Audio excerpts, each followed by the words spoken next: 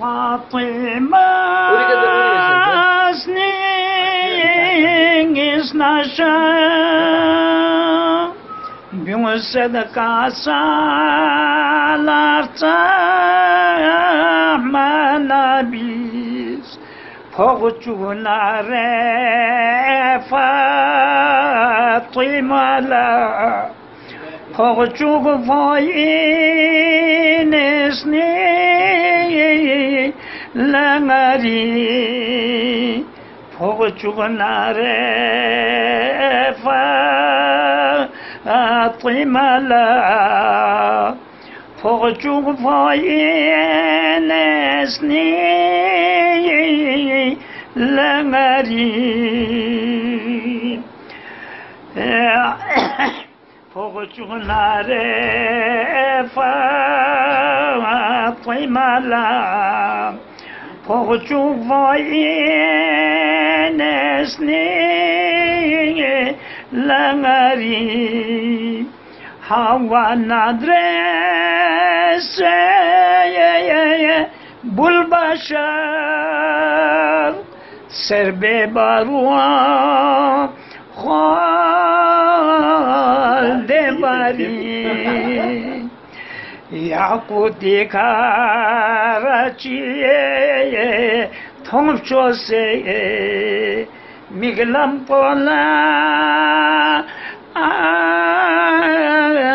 Adam safi Yakuti Karaçiye Tongçose Miglam pola Dam safi Besbi fakir Adami Surat kamal Tong sekuti Tangsat khudas Jimber el-shidya Ngarcak pala Dam safi Yanpede wahala Konvgalei Stans kodati Zgweye yabaru Tongwanaya Ana Jomongi Takchika Dua senangi Adam istisi Cibrail'a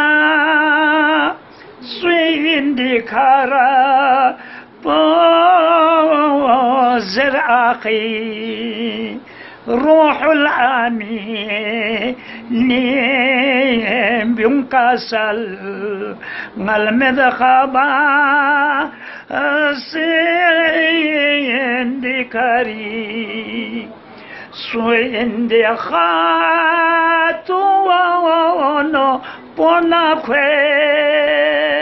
Spiatoklayon Piye nuretash Gushwara kwe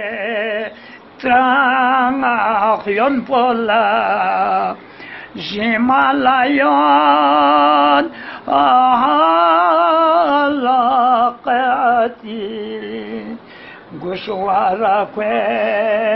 Etrangakyon pola Jimalayon Ahalaqati Spiatoklayon Piye Nur pakwe Richan baba Ches Rasul Binte Muhammad Mustafa